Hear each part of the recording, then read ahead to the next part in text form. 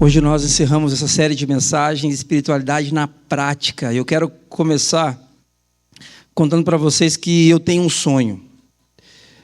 Imagino que todos vocês tenham sonhos, grandes sonhos, sonhos assim, até um pouquinho utópicos, sonhos um pouco mais alcançáveis. Eu tenho um sonho eu gosto de viajar, não tenho tantas oportunidades para viajar, mas eu gosto bastante. Eu tenho um sonho de conhecer a Escandinávia. Eu tenho um sonho de conhecer essa região composta atualmente, por Dinamarca, Suécia, Noruega. Eu gosto muito de assistir documentários, assistir filmes, assistir seriados que, de alguma forma, contem a história daquela região. Eu acho muito interessante, muito bacana entender como isso, como civilizações, como os povos vikings, como eles se originam ali mais ou menos naquela região, como eles se desenvolvem, como eles eram extremamente fortes e como eles depois vão se adaptando a outras culturas. Aquela região, uma região muito bonita, muito linda, com inúmeras paisagens assim maravilhosas. Você pode procurar depois no Google e ficar assim encantado com o que tem naquela região. Além da história, é uma região muito bonita. Eu tenho esse sonho de conhecer agora. Para que, de fato, eu conheça a Escandinávia, algo que hoje para mim é algo quase utópico, algo extremamente distante, eu preciso poupar recursos, eu preciso me organizar financeiramente, levantar quanto vai custar passagem aérea, hotéis, Airbnb, o que seja, onde eu vou ficar. Eu preciso levantar quantos dias eu vou ficar e qual o custo de alimentação para esses dias, para passeios, enfim, quanto vai custar. Eu preciso levantar uma data para essa viagem e, levantando a data, a disponibilidade de passagens aéreas e de lugar para ficar e por aí vai. Resumindo, eu preciso me organizar. Eu preciso me organizar para um dia conhecer essa região. Eu preciso fazer isso caso, de fato, isso seja algo importante para mim. Isso vale para todos nós. Se você gosta de viajar, se você tem projetos de viagens para a sua vida, para a sua família, você sabe que você precisa se organizar para realizar esse sonho. Agora, se isso é verdade para uma viagem, isso é ainda mais verdade para a formação espiritual. Para uma viagem, você precisa saber exatamente para onde você vai. Eu quero ir para a Escandinávia. Eu não quero ir para o Nordeste do país. Ou eu não quero ir para a Espanha, para Portugal. Eu não quero ir para a Ásia. Eu quero ir para a Escandinávia. Você precisa ter um lugar para onde você quer ir. E depois você precisa de um plano, de um planejamento de como chegar lá. Na nossa vida espiritual, na nossa formação enquanto discípulos e discípulas de Jesus, isso também se aplica. Você, para se tornar mais parecido com Jesus, você precisa definir um alvo. Eu quero me tornar mais parecido com Jesus, eu sou discípulo desse mestre, é para lá que eu quero ir. Mas você precisa, sem sombra de dúvidas, definir como chegar lá, um planejamento. Muitas pessoas têm desejos e boas intenções sobre espiritualidade. Se você está aqui nessa manhã, esse é um excelente indicador de que você tem boas intenções na direção do desenvolvimento da sua espiritualidade baseada em Jesus. Mas eu quero dizer para você que boas intenções não bastam para que sejamos de fato discípulos do Mestre. Olha só, o teólogo Peter Scazzero, a respeito disso, diz o seguinte: nutrir uma espiritualidade crescente e com profundidade em nossa cultura atual exigirá um plano cuidadoso, consciente e intencional para a nossa vida espiritual. Se você quer se tornar um discípulo de Jesus mais maduro, se você quer se tornar um discípulo de Jesus com uma vida com o Mestre profunda, de intimidade, isso não acontecerá por acaso. É possível acontecer? É possível. É possível. Jesus construiu esse caminho e você pode trilhá-lo, mas não é um caminho que vai acontecer naturalmente. Nós precisamos de um plano cuidadoso, consciente e intencional. Precisamos de um plano, ou eu quero trazer uma expressão para vocês aqui que eu vou usar bastante hoje, de uma regra de vida. Quando a gente fala em regra, na nossa cultura hoje, 2025, a gente já dá um passo para trás, né? Ninguém quer regra. Tô tranquilo com regras. Por favor, não me traga novas regras. Mas a palavra regra aqui não é no sentido de algo que você precisa fazer sob pena de ser escanteado, de ser colocado de lado. Não é bem isso. A palavra regra, ela foi usada muito pelos pais da igreja nos primeiros séculos, no sentido de construir um modo de vida, no sentido de construir um plano para chegar lá. Nós queremos ser discípulos de Jesus, não queremos ser discípulos da cultura. Eu não quero ser discípulo de um partido político, eu não quero ser discípulo do entretenimento, eu quero ser discípulo de Jesus. Para isso, eu preciso de uma regra de vida, eu preciso de um plano, eu preciso de um modo de vida pensado anteriormente, então, para chegar lá. É nesse sentido regra de vida, ok? A palavra latina original era regula, da qual obtemos palavras como regular e regulamento. Significa literalmente um pedaço de madeira. Um pedaço de madeira bem firme para que não haja um desvio nem para a direita, nem para a esquerda. A ideia aqui da regra de vida é um pedaço de madeira firme que possa nos dar um norte, que possa nos ajudar em nosso modo, jeito de viver. Olha só, regra de vida, portanto, é o conjunto de práticas e ritmos relacionais que criam espaço para estarmos com Jesus, nos tornarmos como Jesus e fazermos o que Jesus fez, enquanto vivemos de forma alinhada com os nossos desejos mais profundos. Olha só, nós temos visto ao longo dessa série de mensagens, essa é a 5ª mensagem da série Espiritualidade na Prática. Na primeira mensagem, nós falamos a respeito do convite de Jesus. É Ele que nos convida, um convite mais do que especial. Sigam-me, sigam-me.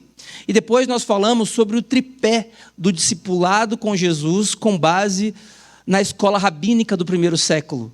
Nós precisamos estar com Jesus, nos tornarmos como Ele e fazer o que Ele fez. É isso o que um mestre esperava de um discípulo quando ele chamava um discípulo para caminhar com Ele. É isso que Jesus espera de mim e de você quando Ele diz para mim e para você: sigam-me. Agora, isso é bonito, isso é atraente, eu quero estar com Jesus, eu quero me tornar como Jesus, eu quero fazer o que Jesus fez. Eu tenho certeza que vocês também querem, estamos aqui hoje reunidos nesse sentido, porém, nós precisamos de uma regra de vida, um conjunto de práticas e ritmos relacionais que criem espaço para que de fato possamos estar com Jesus, nos tornarmos como Ele e fazer o que Ele fez. Sobre isso, talvez você esteja pensando assim: poxa, mais alguma coisa na minha agenda, mais um fardo, mais um trabalhinho, mais uma coisa para fazer, uma regra de vida. Eu venho para a igreja para encontrar leveza, para ouvir boas notícias, e o pastor hoje vai falar de regra. Eu tenho uma má notícia para você. Você já tem uma regra de vida. Você já tem uma regra de vida. Ela pode estar escrita ou não. Ela pode ser consciente ou inconsciente. Sábia ou tola. com base em uma visão a longo prazo ou imediatista. O seu sistema foi perfeitamente projetado para alcançar os resultados que você já está obtendo. Preste atenção nisso.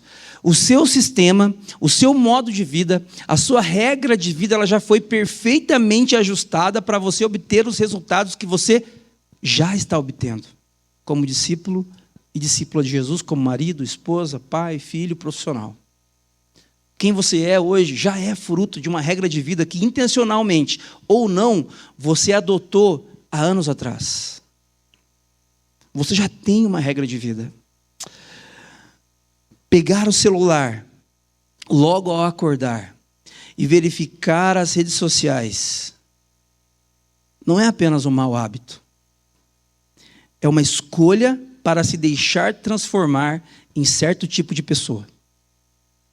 É uma escolha. Você está se transformando em alguém. E se você continuar assim, você vai chegar lá. Passar mais tempo lendo notícias do que as escrituras é uma escolha que vai tornar você mais parecido com os seus comentaristas favoritos do que com Jesus. Gastar dinheiro com uma coisa que você não precisa não é apenas brincar com a sua renda disponível. É alimentar um apetite dentro de você que você sabe ficará cada vez mais voraz. Você já tem uma regra de vida. Jesus nos convida nessa manhã a repensar essa regra de vida, porque todas as coisas que fazemos fazem algo conosco. Tudo o que você faz, todo gesto que você tem logo ao acordar, a maneira como você desenvolve suas relações no café da manhã com sua família, ou a maneira como você não desenvolve essas relações, a pressa com que você come, o desejo por conquistar mais e mais, para impressionar não sei quem, tudo isso que você faz algo com você.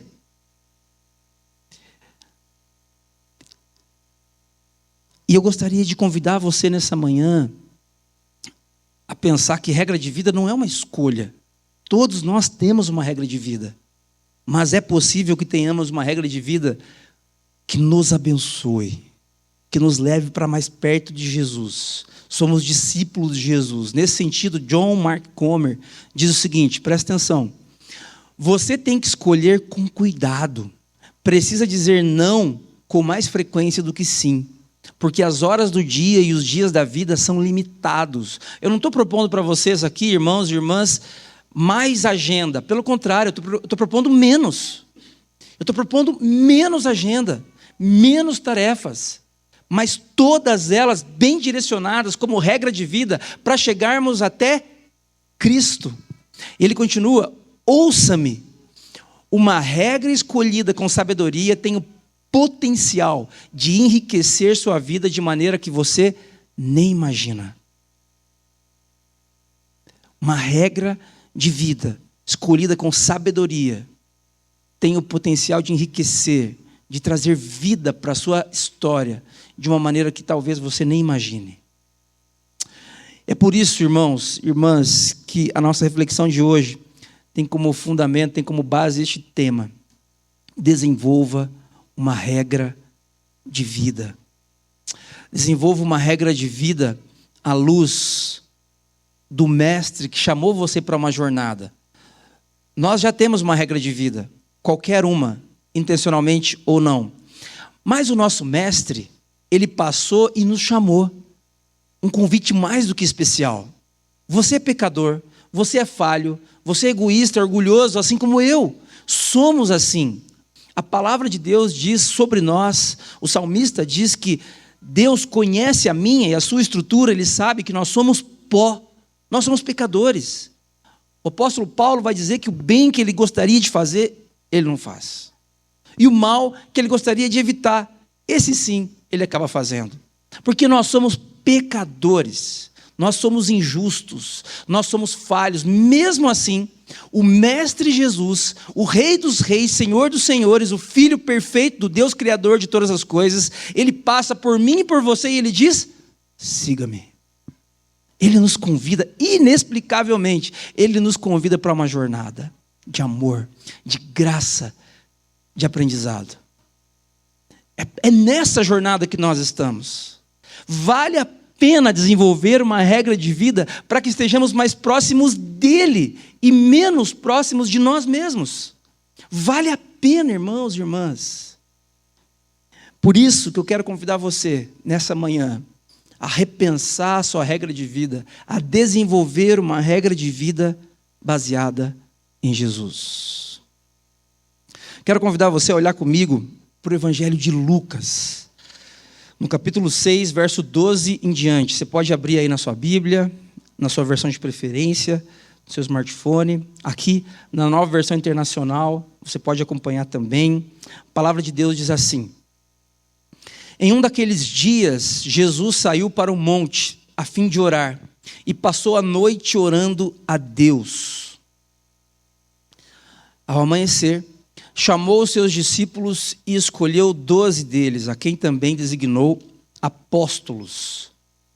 Simão, a quem deu o nome de Pedro; André, o seu irmão; Tiago, João, Filipe, Bartolomeu; Mateus, Tomé, Tiago, filho de Alfeu; Simão, chamado Zelote; Judas, filho de Tiago; e Judas Iscariotes, que veio a ser o traidor. Jesus desceu com eles e parou em um lugar plano. Estavam ali muitos dos seus discípulos e uma grande multidão de toda a Judéia, de Jerusalém e do litoral, de Tiro e de Sidom, que vieram para ouvi-lo e serem curados das suas doenças. Os que eram perturbados por espíritos imundos ficaram curados, e todos procuravam tocar nele, porque dele saía poder que curava a todos. Irmãos, irmãs, esse texto, esse recorte curto do Evangelho de Lucas, nós podemos tirar daqui inúmeras lições, mas eu gostaria que você ajustasse as lentes de como você olha para essa história. Nós estamos olhando para o nosso mestre, ele é o mestre, nós somos os discípulos, ok? E um aprendiz, um discípulo, ele tem um objetivo na sua vida enquanto discípulo: tornar-se como seu mestre. Tornar-se como seu mestre. Eu preciso estar com o meu mestre, para que eu me torne como ele, para que ali na frente eu faça o que ele faz. Por isso que Jesus, no final dos evangelhos, ele diz para os seus discípulos: vão e façam discípulos. Agora é a última fase desse tripé do discipulado. Agora vocês fazem aquilo que eu fiz, aquilo que eu faço. E aí eles recomeçariam isso com outros aprendizes.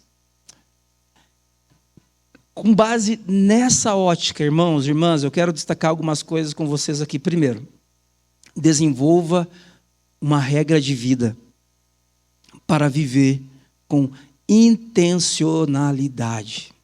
Essa palavra aqui está na moda. Se você faz parte de um ambiente corporativo, se você vai participar de uma reunião com pessoas que você lidera na sua equipe, no ambiente de trabalho, a palavra intencionalidade, vira e mexe, ela vem à tona. Às vezes com algum sinônimo como proatividade, alguma coisa do tipo. Mas eu quero dizer para você que viver com intencionalidade na formação do discipulado com Jesus, na sua formação espiritual, é uma impossibilidade se você não tiver uma regra de vida. Se você não tiver uma regra de vida pré-estabelecida de como se tornar mais parecido com Jesus, intencionalidade é uma impossibilidade, é só uma conversa para boi dormir. Então, eu quero convidar você nessa manhã a viver com intencionalidade e não por reação, não de forma reativa, pura e simplesmente. Olha só, o texto fala para a gente no versículo 12, Lucas está contando que em um daqueles dias, Jesus saiu para um monte, a fim de orar. Se você olhar para os evangelhos, você vai perceber Em Mateus, Jesus se retira 3 vezes para orar. Em Marcos, 3 vezes. Em Lucas, 8 vezes. Em João, 2 vezes. Jesus, o tempo todo, se retira para orar. Os narradores estão querendo deixar algo claro para os seus ouvintes ou leitores. Esse é um costume de Jesus. Ele faz isso sempre.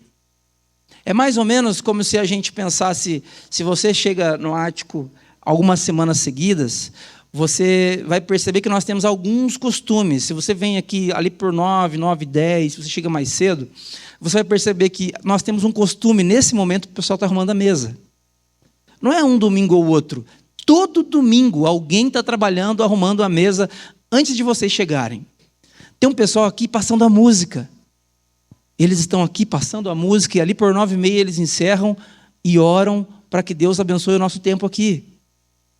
Tem um pessoal que chega cedo e vai abrir os portões.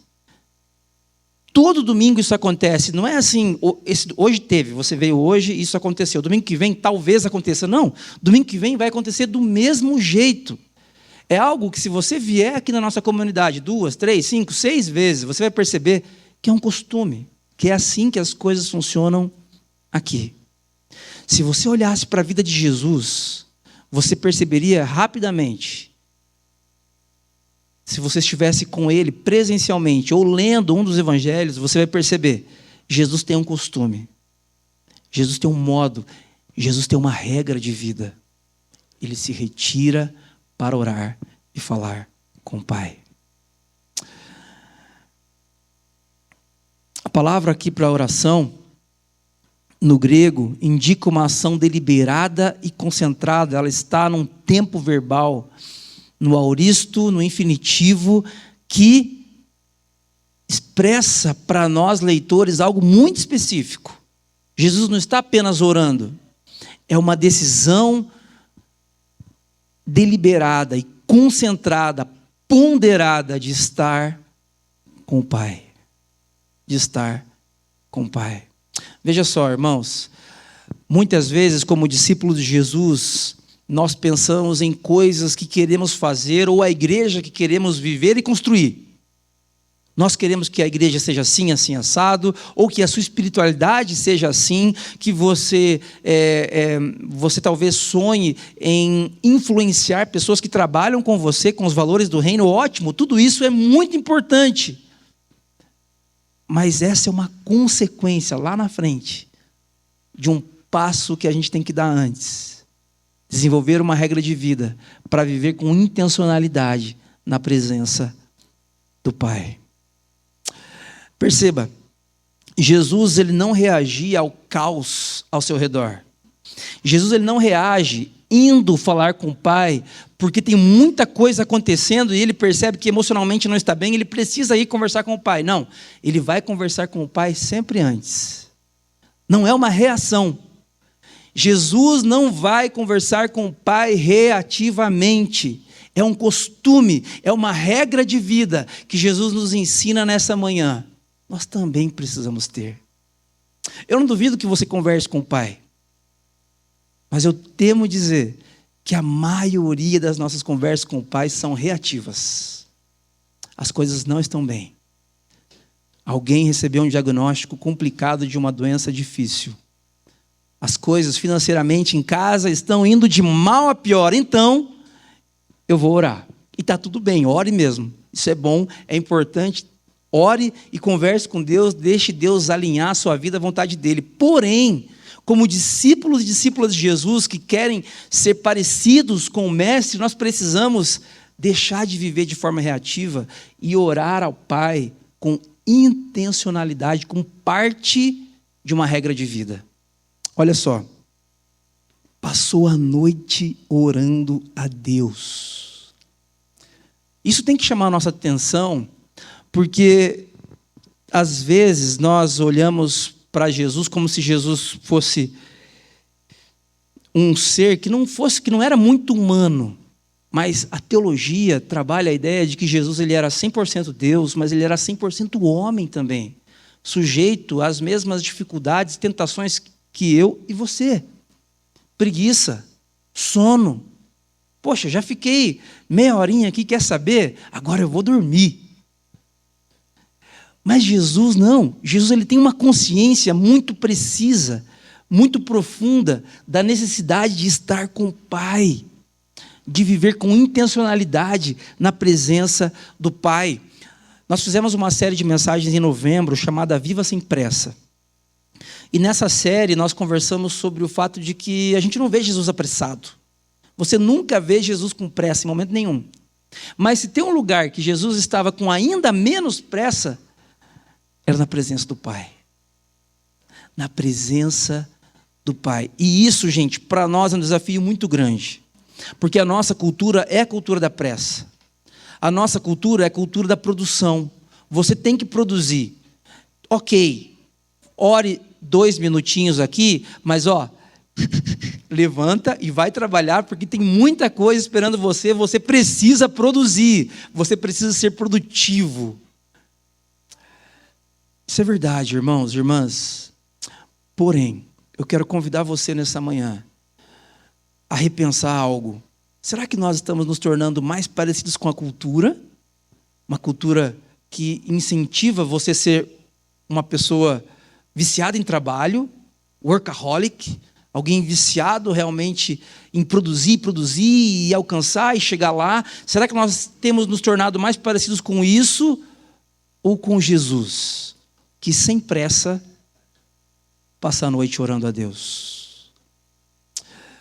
Mas observe, isso não acontece com Jesus por acaso. Jesus perdeu o sono e aí o único relato sobre Jesus passar a noite orando é esse. Não, isso aqui era um costume de Jesus. Se retirar para orar ao Pai. Olha só, nós podemos desenvolver uma regra por reação. Você, na sua vida pública, você começa a ter problemas financeiros, problemas no trabalho, saúde, problemas em algum relacionamento. E aí o que você faz? Você vai para a oração. Você se fecha lá no seu quarto e vai orar. Ou no trânsito você ora, no seu trabalho você fecha a portinha da sua sala e vai orar. Como eu disse, isso é importante. Isso é parte da sua vida como discípula de Jesus. Mas pensando na regra de vida e pensando no modelo de Jesus, Jesus ele não tinha uma regra por reação, era uma regra por intenção. Jesus ele começava da vida de oração. E da vida de oração ele era encaminhado para a vida pública. Da vida de oração, Jesus ele ia para o público, ele ia fazer milagres, ele transformava água em vinho, multiplicava pães e peixes, ressuscitou pessoas, mas a autoridade dele não vinha da vida pública. A autoridade que Jesus tinha era proveniente de uma vida de oração que começou lá atrás. Eu acho que a gente inverte um pouco a ordem. Nós queremos, como discípulos de Jesus, compartilhar sobre Jesus. Nós queremos que a nossa vida seja uma bênção, que a nossa família, o nosso casamento sejam uma bênção. Nós queremos que tenhamos mais profundidade no relacionamento com Jesus, mas a gente inverte a ordem. Nós começamos postando no Instagram. Nós começamos expondo as coisas nas redes sociais, porque nós fazemos a regra por reação. Da vida pública para a vida de oração, se der. Se der. Eu quero desafiar você nessa manhã a um passo de amadurecimento. De nós começarmos, assim como Jesus, desenvolver uma regra de vida com intencionalidade. Da vida de oração, para que isso reverbere em nossa vida pública. Olha só, John Mark Comer, sobre isso diz: a oração era a maneira como Jesus vivia, não o que ele fazia quando nada mais funcionava. Isso não é um tapinha assim na nossa cara com luva de pelica? Não é, gente? Na minha cara é. Porque com certeza eu oro muito mais quando as coisas vão mal na minha casa. Mas sem sombra de dúvidas. Porque nós estamos acostumados, nós aprendemos a orar por reação. E Jesus, que é o nosso mestre, a quem nós devemos imitar, ele está mostrando, ensinando para nós um outro modus operandi. Comece pela oração e deixe com que a sua vida reverbere na parte pública com os valores do reino de Deus. E faça isso como estilo de vida. Como estilo de vida, como reação também é importante. Em alguns momentos isso vai acontecer, faz parte, e Deus compreende a nossa imaturidade. Ele nos acolhe, o Espírito Santo intercede por mim e por você, com gemidos inexprimíveis, porque nós não sabemos orar. Mas eu quero desafiar você a aprender com Jesus. E nesse sentido, algumas coisas práticas, antes da gente mudar de perspectiva aqui no texto. Aprenda com Jesus.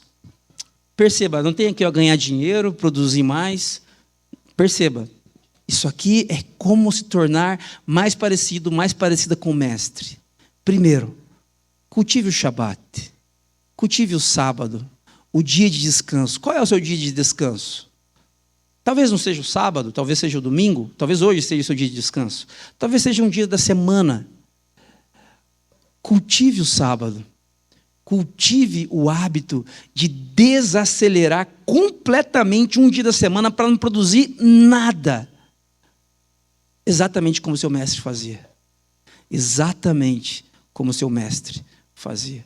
Um dia que você para, mas eu não consigo parar porque eu não terminei todas as coisas, mas a ideia do sábado é essa. Deus, quando Ele descansa no 7º dia da criação, Ele descansa porque Ele terminou aquilo que Ele podia fazer. Ele olha para a sua obra e Ele fica extremamente satisfeito.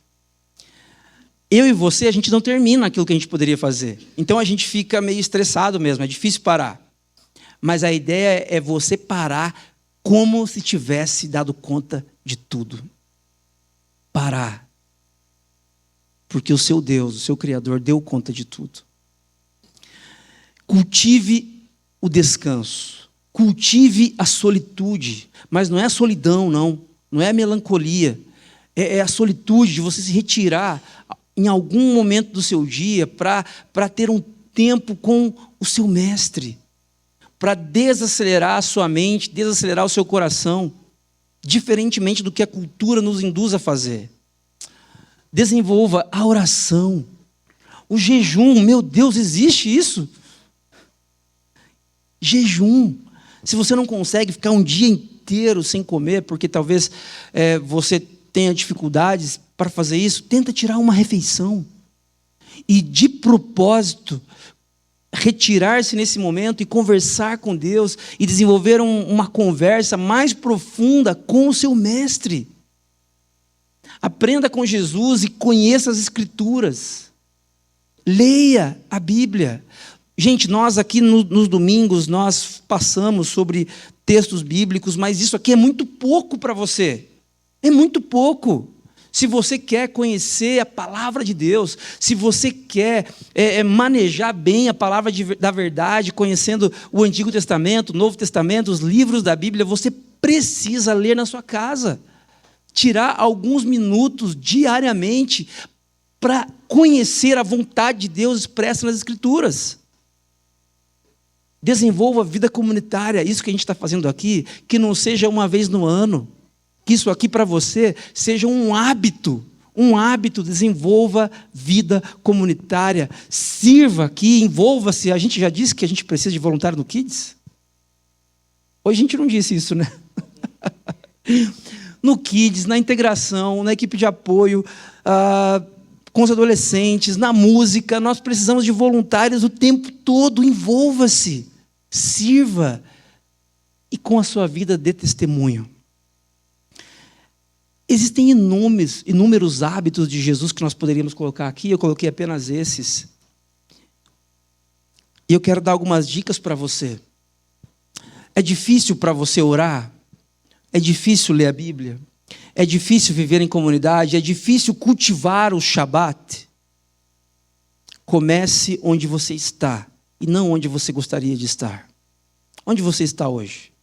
Quais são as coisas que você já consegue fazer e as que você tem mais dificuldade? Comece onde você está. Comece onde você está. E pense que isso aqui não é adicionar coisas à sua agenda, isso aqui é tirar coisas, para que você esteja com quem realmente importa, com Jesus. Desenvolva uma regra de vida para viver de forma coerente com os valores do Pai. Irmãos, a palavra coerência também é uma palavra muito boa, muito boa. E se você quer ser um discípulo de Jesus, ou se você já faz parte de uma comunidade cristã há muito tempo, você já sabe que os não cristãos ou os desigrejados, uma das coisas que eles mais criticam dentro das igrejas é a incoerência. Não é verdade? Porque nós falamos muito sobre amor e às vezes não somos amorosos. Nós falamos muito sobre a graça, sobre acolhimento, e nós não somos graciosos e acolhedores. Então, de fato, essa é uma excelente crítica. Nós precisamos olhar para o nosso discipulado, para a nossa vida com Jesus e entender que nós precisamos viver de forma coerente com os valores do Pai. Mas, irmãos, isso é uma impossibilidade se você não tiver uma regra de vida. Você não vai conseguir viver de forma coerente com o Pai se o modo de vida que você adotou na sua história, na sua vivência, tem mais a ver com a cultura e menos a ver com Jesus. É muito mais fácil você ser uma pessoa que toma lá da cá, se tomou uma invertida, você já devolve na mesma proporção ou até pior. Por quê? Porque isso tem a ver com a nossa cultura, isso não tem a ver com Jesus. Se você tem dificuldade para perdoar pessoas que fizeram mal para você, talvez isso tenha mais a ver com a nossa cultura, do cada um por si, Deus por mim, do que com Jesus. Então, como é que eu faço para viver uma vida coerente com os valores do Pai? Eu preciso de uma regra de vida. Eu preciso estabelecer um modo de viver intencionalmente. Olha só. Depois que Jesus passou a noite inteira orando com o Pai, Lucas conta, ao amanhecer, Jesus chamou os seus discípulos e escolheu 12 deles, a quem também designou apóstolos. Após oração profunda, Jesus completamente alinhado com o Pai, Jesus decide quem caminhará com ele. E veja só, gente, essa escolha aqui, ela não é qualquer escolha. Isso aqui, ó, essa palavrinha escolheu, ela indica escolha cuidadosa, ponderada, não impulsiva. Não é qualquer escolha. Não é assim, não tem tu, vai tu mesmo. Sabe? Não tem... Podia ter gente melhor, mas só tem vocês, então vem vocês. Não. A escolha de Jesus é ponderada. E veja só, chamou os seus discípulos e escolheu 12 deles. Havia mais gente. Jesus escolhe 12 de forma pensada e ponderada. Isso aqui, gente, não tem a ver com não errar. Até porque nós sabemos que quem Jesus escolheu são pessoas pecadoras e falhas. Judas Iscariotes está ali. Nós lemos, né? Nós não vamos entrar no mérito de quem Jesus escolheu, quem ele não escolheu. O ponto é que o texto não quer mostrar para mim aqui uma perfeição na escolha por parte de Jesus. O texto quer dizer que Jesus ele está escolhendo completamente alinhado com os valores do Pai. Por que isso acontece? Porque antes, Jesus passou horas na presença de Deus. Tem a ver com uma vida coerente. Irmãos, irmãs, nós vivemos um momento no nosso país e nós precisamos ser autocríticos nesse sentido, de entender que muitas vezes nós temos uma camiseta gospel, um jeito de falar de crente, um jeito de se comportar de crente, mas os nossos valores, eu não estou falando de ações, comportamentos, os nossos valores pouco têm a ver com Jesus. Por que isso acontece? Isso acontece porque nós, por vários motivos diferentes, mas especialmente a partir desse texto, porque nós não passamos tempo com Jesus, com o Pai. Nós passamos... Tenta fazer uma média aí do tempo que você gasta com redes sociais, do tempo que você gasta no trabalho, se você gosta de política, do tempo que você gasta acessando comentários políticos, se você gosta de esporte, do tempo que você consome esportes. Faça uma média com o tempo que você lê a Bíblia. Faça uma comparação com o tempo que você tira para orar diariamente. Faça uma comparação com o tempo que você passa em um convívio comunitário semanal que, quando dura muito, dura 1h40. É injusto. É extremamente injusto. Você não vai conseguir ser parecido com Jesus se tudo que você consome, nada ou pouco tem a ver com Ele. Jesus nos convida para uma jornada e Ele abre o caminho para nós, Ele nos ensina esse caminho e nós devemos percorrer este mesmo caminho do nosso Mestre. Uma vida coerente com os valores do Pai só é possível quando eu tenho uma regra de vida que me aproxima do Pai. Olha só, uma regra de vida nos ajuda a fazer escolhas alinhadas com aquilo que o Pai valoriza, e não com o que o mundo grita como urgente. O mundo grita nos seus ouvidos diariamente, inúmeras coisas que são urgentes. Você precisa dar certo para ontem, ganhar dinheiro, galgar os maiores degraus com relação ao sucesso profissional. Você precisa chegar lá. Isso é o que o nosso mundo diz. Nossa cultura diz isso. É isso mesmo. Se você produzir bastante, postar nas redes sociais e você conseguir transmitir uma vida especial de sucesso, uau! As pessoas vão começar a invejar aquilo que você vive e aquilo que você tem. Mas isso é o que o mundo grita como urgente. Aquilo que o Pai valoriza são outras coisas.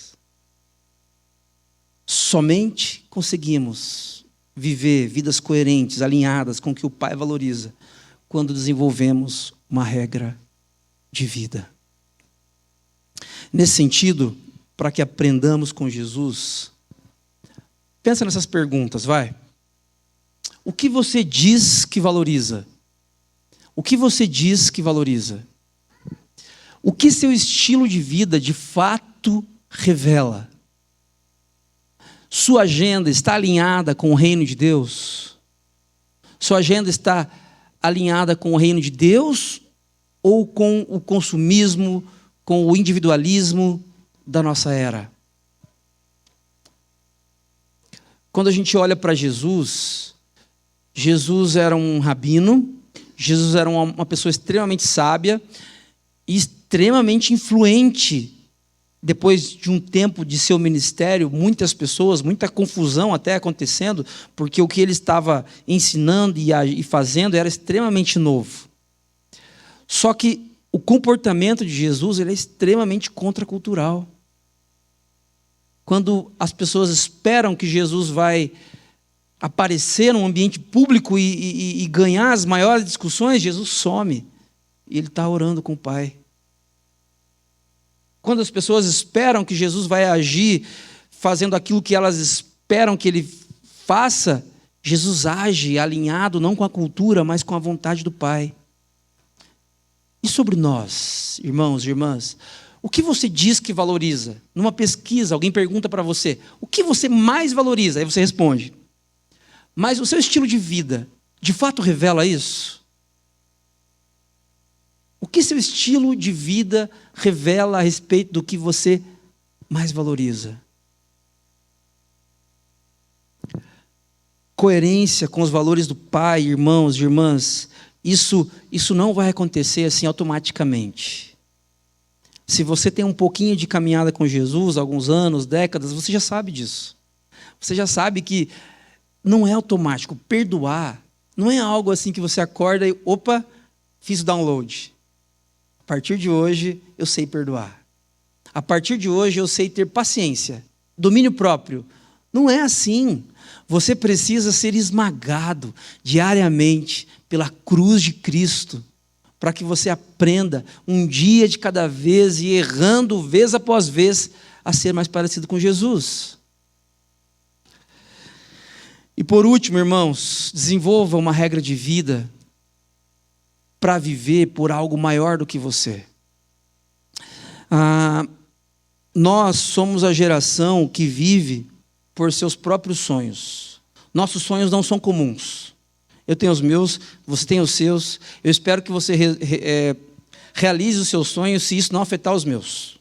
Basicamente é assim que a gente pensa.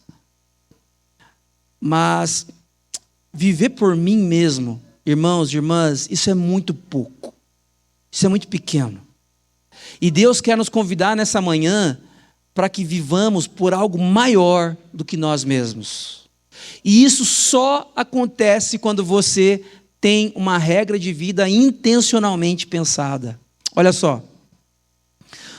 No versículo 17, Jesus desceu com eles e parou em um lugar plano. Olha só.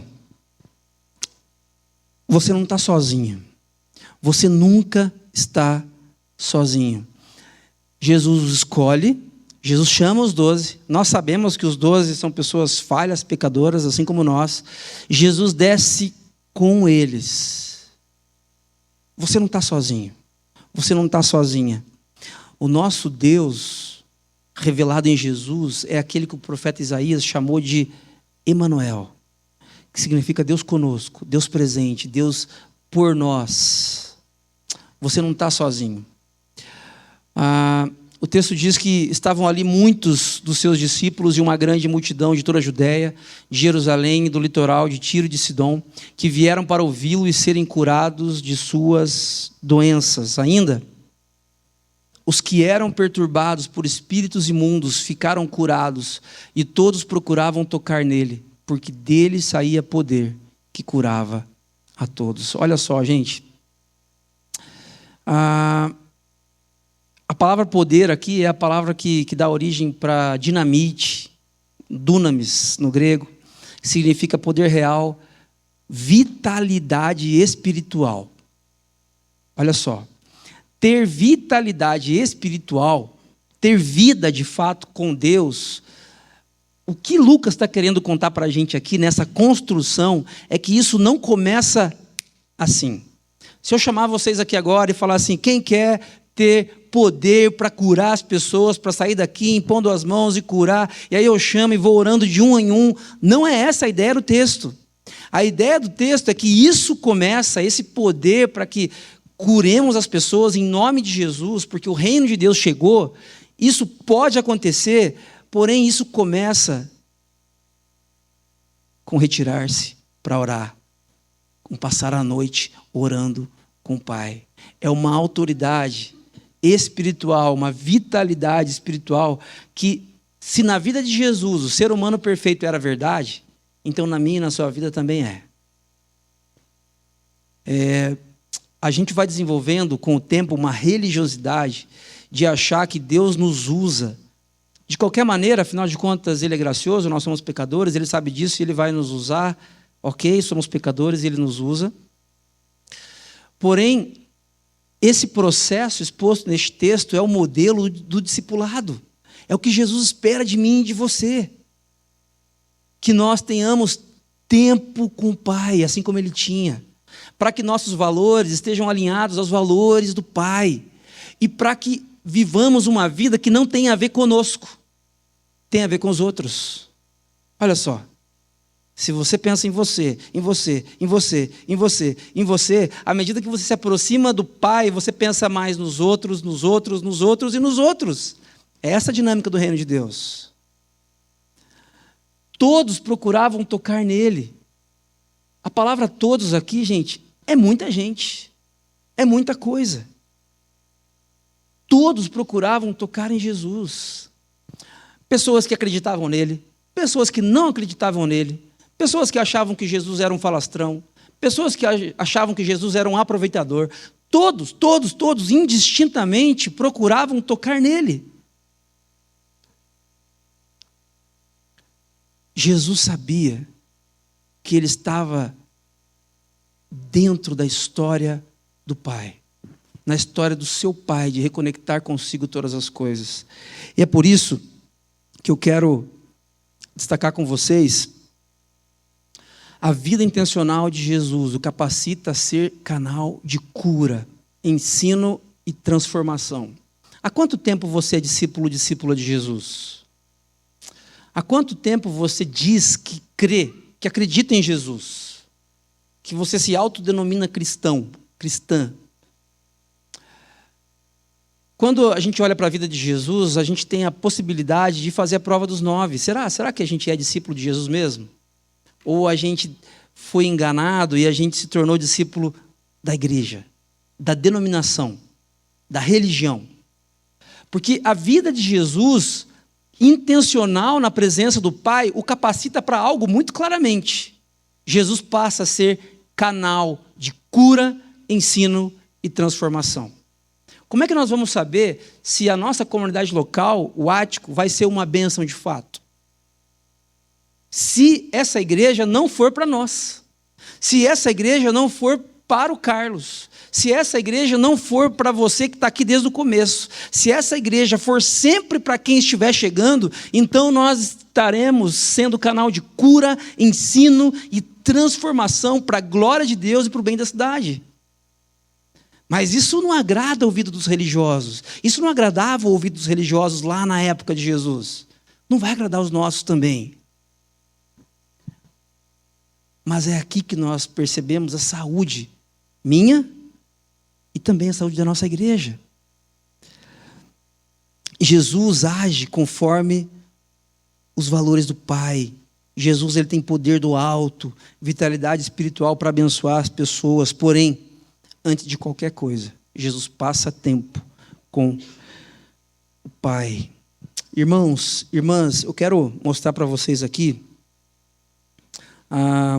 esse diagrama que nós mostramos aqui, vez ou outra, que expressam a grande história revelada nas Escrituras. Você pode olhar a Bíblia de capa a capa e você pode construir um diagrama da sua preferência que expresse a grande história relatada nas Escrituras. Essa aqui é uma forma, é uma opção que nós usamos com bastante frequência. Essa primeira seta virada para baixo fala para a gente a respeito da criação. Deus criou todas as coisas perfeitas.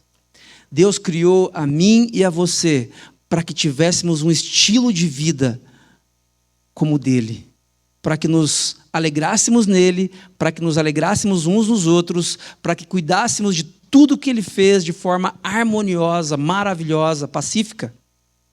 Deus criou todas as coisas. Deus não criou o mal. Deus criou todas as coisas boas, perfeitas, ajustadas, harmoniosas. Porém, em Gênesis 3, nós ficamos sabendo que algo acontece e esse X representa o que a Bíblia chama de queda, pecado. O pecado nos desconecta do nosso bom começo. Você deveria ter muita facilidade para se conectar com o Criador. No texto de Gênesis 1 e 2, na criação, a Bíblia fala para a gente que todos os dias, na viração do dia, mais ou menos às 18 horas, Deus vinha para trocar ideia, para conversar com Adão. Você já imaginou? Todos os dias. A impressão que dá é que foi pouco tempo, mas a Bíblia não quer passar essa ideia. Inúmeros dias, incontáveis dias, Deus vinha e batia um papo com Adão. E aí, Adão, o que você fez hoje? Como é que foi o seu dia? Como que foi dar o nome para aquelas plantinhas menores aqui? Essas são meio chatinhas, eu acho. Como é que foi para você? E Deus conversava, trocava figurinhas, conversava profundamente, altos papos com Adão. Essa conexão fácil com o Criador era para ser uma verdade para mim e para você, mas não é. Não é. Nós temos dificuldade para aquietar o coração, não é verdade? Nós temos dificuldade para ler a Bíblia mais do que 5 minutos. Nós temos dificuldade, por quê? Por causa do pecado. O pecado nos desconecta do nosso bom começo. Mas a boa notícia, irmãos e irmãs, é que Deus não nos abandona na nossa miséria. E essa seta que aponta para frente diz respeito ao povo de Israel, que é escolhido em Gênesis 12, a partir de Abraão, para que desse povo surgisse alguém que fosse de fato luz para as outras pessoas, para a cidade, para as nações. E de Gênesis 12 até o final do Antigo Testamento, o livro de Malaquias, nós vivemos a expectativa de que um dia o Messias, o ungido do Senhor, virá e nos reconectará ao nosso bom começo. E nós poderemos de novo nos assentar num toco de árvore, na sombra, em qualquer horário do dia, não na viração do dia, em qualquer horário do dia, e conversar com o Pai de novo, reconectados ao Pai. E esse dia chegou. Jesus entrou na história. Ele nos reconecta ao nosso bom começo. Jesus é o próprio Deus encarnado, que constrói um caminho que você não conhecia mais, um caminho que você não sabia mais trilhar. Jesus constrói esse caminho e diz: venham, é por aqui, para ter intimidade com o Pai, para viver com os valores do Pai, para viver a partir de uma história maior, é por aqui. E Jesus entra na história, Jesus morre na cruz, Jesus ressuscita 3 dias depois, e o Espírito Santo de Deus é derramado, e aqui está o nosso lugar na história. Essa seta para frente, ela aponta para o final da história, ela aponta para a nova criação. Enquanto a nova criação não acontece, irmãos e irmãs, nós estamos aqui, ok? Esse azinho aqui é o A da nossa comunidade local. Nós somos o povo de Deus em missão na terra, somos parte desse povo. Nesse momento, nós mostramos para o mundo o que acontecerá. Você é um spoiler da eternidade, de como as coisas acontecerão, porque você já tem o Espírito Santo vivendo dentro de você. Irmãos, entender essa história e entender o seu lugar nessa história aqui é extremamente importante para que você não viva para você mesmo. A história não é sobre você. Você não é o personagem principal da sua história. O personagem principal da sua história e da minha história entrou na história da humanidade há mais de 2000 anos atrás.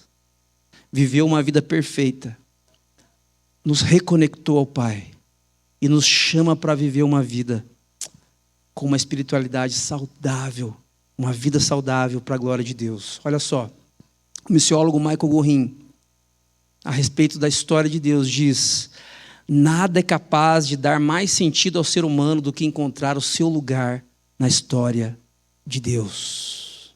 Nada é capaz de dar mais sentido à sua história. Você não está solto por aí. Você não está solta à sua vontade, ao seu bel prazer de viver assim ou assado. Você pode encontrar o seu lugar na história de Deus. E encontrar o nosso lugar na história de Deus hoje é fazermos parte da igreja, da comunidade de discípulos e discípulas de Jesus. Agora, gente, para a gente concluir, Jesus tinha consciência do seu propósito dentro da história maior. Jesus, ele não vive uma história a partir da sua vontade enquanto Jesus histórico. Jesus cumpre a vontade perfeita do Pai. Ele vive dentro de uma história maior. Jesus vive de forma coerente com os valores do Pai. O escritor aos Hebreus vai dizer que a imagem perfeita do ser de Deus é Jesus. Você quer olhar para Deus? Como é que é Deus Criador, o Pai? Olha para Jesus. Porque Jesus vivia uma vida coerente com o seu Pai. Mas onde começou isso? Lucas está nos dizendo nesse texto que isso começa com uma vida rendida aos pés do Pai. Vida com Deus, com propósito, começa com você ter prazer em estar na presença de Deus em oração, em não ter pressa para sair debaixo do carinho, do abraço do Pai. Jesus era extremamente intencional quando o assunto era passar tempo com o Pai. Irmãos e irmãs, eu sou extremamente intencional para um monte de coisa. Você é intencional para um monte de coisa também. Mas eu quero desafiar você nessa manhã a pegar essa intencionalidade e canalizar para estar na presença do Pai. Sem pressa. E esse sem pressa, ok, pode ser 10 minutos. Comece onde você está. Não comece onde você gostaria de estar. Mas que sejam 10 minutos lá. Com todos os seus pensamentos lá. Com toda a sua integridade física lá. O que a gente pode levar para casa, para a gente orar, pedir para o Espírito Santo nos capacitar para viver isso. Primeiro, peça ajuda a Deus e crie uma regra de vida para sustentar a sua vivência de estar com Jesus, tornar-se como Jesus e fazer o que Jesus fez. O que é uma regra de vida? Cada um vai ter a sua. Talvez para você, regra de vida seja acordar mais cedo, ter um tempinho ali de oração, de solitude e ler alguns versículos antes de trabalhar. Talvez esse momento para você seja impossível, porque você já acorda muito cedo. E talvez você precise fazer isso no meio do dia. Talvez você precise fazer isso à noite, porque você não tem sono quando você lê. Então você consegue fazer à noite. Desenvolva uma regra de vida. Estabeleça um dia a cada 15 dias para você tirar um momento do seu dia para fazer um jejum, para tirar uma das refeições e orar e falar com Deus e estar intencionalmente com Jesus.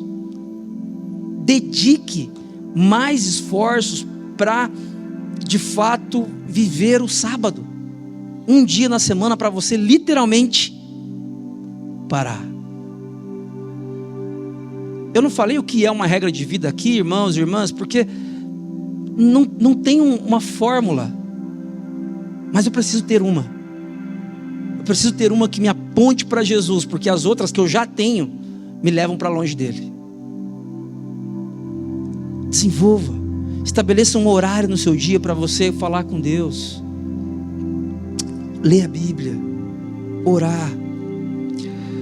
Ainda, seus valores serão alinhados à vontade do Pai à medida que a presença dele for o maior investimento da sua vida. Os seus valores estarão completamente alinhados do Pai, aos valores do Pai, à medida que a presença do Pai for o maior investimento na sua vida. Vamos começar a investir mais?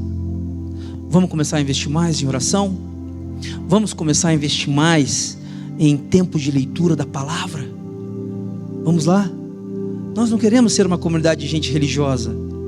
Nós não temos compromisso de levantar no mais alto lugar possível a bandeira da nossa denominação. Nós não temos esse compromisso. Nosso compromisso é com o nosso mestre. Mas que de fato esse seja um compromisso. Olha só, organizar a vida para estar com o Pai e agir de maneira coerente com os seus valores, obrigatoriamente nos impulsionará a participar do que Ele está fazendo na história. Mas eu não gosto de conversar com as pessoas, eu não gosto de orar por elas, eu não gosto de compartilhar aquilo que Jesus tem feito na minha vida, não é muito o meu jeito. Discípula de Jesus, se você estiver passando tempo com o seu mestre, se os seus valores estiverem alinhados com os valores do Pai, obrigatoriamente você vai participar do que Ele está fazendo na história, e com prazer, com alegria, para a glória de Deus. E por último,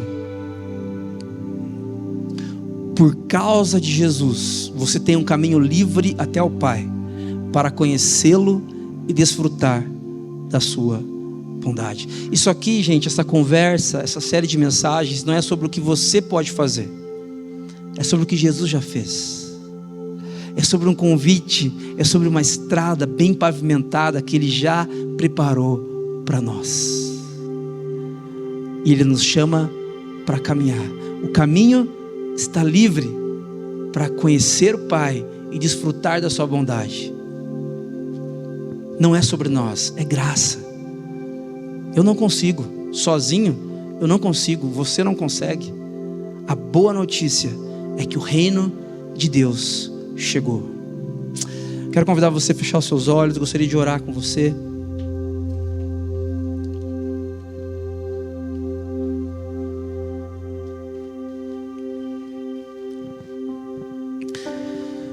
Deus de graça,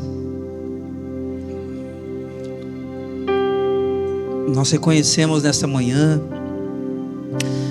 que a nossa regra de vida, o nosso jeito de viver, na maioria das vezes, tem nos afastado do Senhor. Na melhor das hipóteses, Ele tem nos aproximado da religião, mas muitas vezes nós percebemos, Deus, que os nossos valores são diferentes dos seus. Deus, nessa manhã nós pedimos perdão. Como igreja, como comunidade dos seus discípulos e discípulas, nós nos arrependemos. Eu oro e peço, Deus, que o Senhor nos ajude a desenvolver essa regra de vida, para que, como discípulos do Senhor Jesus, nós possamos organizar a nossa agenda, tirando as distrações do foco e colocando aquilo que verdadeiramente importa. Ensina-nos, Deus, a encontrar prazer na oração.